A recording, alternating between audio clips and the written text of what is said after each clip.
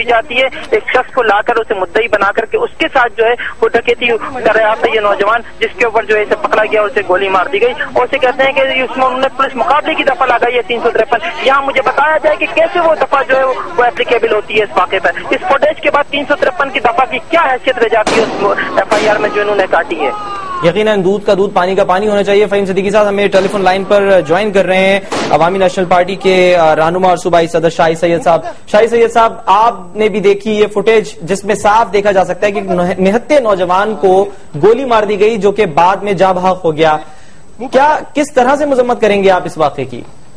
देखो, सबसे पहले तो देखो ये इंसानियत की तस्लील है कि अगर ऐसा नेता जलमा चाहे वो छोड़ डाकू दे, जब उसके पास हथियार नहीं है तो उसको इसी तरीके से बरसराम रोड पे जो फुटेज बता रहा है, जो हम पूरी देख करके हमें खुद दुख हो रहा है, एहसास हो रहा है, तो हम इसकी मजम्मत करते हैं और इनके खिलाफ बाकायदा 302 का FIR काटी जाए और कानून में जो अदालत है वो सब हरकत में आना चाहिए।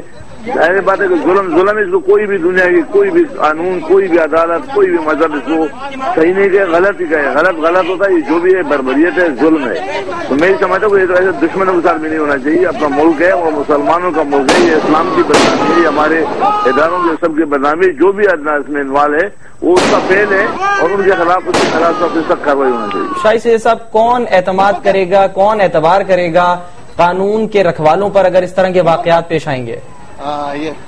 तो ये बिल्कुल एक अनोखी बात वो कर रहे हैं, वो पुलिस अफसर होते हुए इस तरह की बात कर रहे हैं। साना कारसाज की 2 FIRs मौजूद हैं, मिनमुर्तजा भुट्टो कत्ल केस की जो 3 FIRs मौजूद हैं। कई ऐसे वाकयात हैं जिनमें जो 1 से ज्यादा FIRs दर्ज हुई हैं।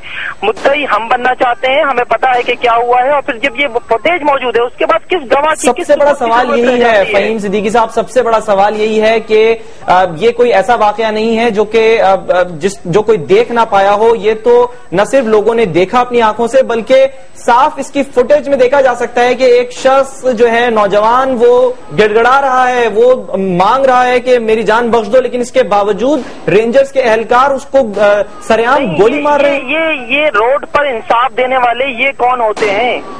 हाँ, अब ये फरमा रहे हैं कि जनाब ये इस वाक़े का एक मुद्दई मौजूद है जिसके के साथ जो है इसने डकैती की कोशिश की थी। आप किसी भी रेंजर्स के मुखबिर को, पुलिस के मुखबिर को मुद्दई बना के पेश कर दें तो ये कौन सा इतना मुश्किल काम है? इस मुल्क में कितनी झूठी FIR दर्ज होती है क्या हमें नहीं पता? कि पुलिस और रेंजर्स जो है मिलकर जो है हमारे खिलाफ एक गेम खेल रही हैं।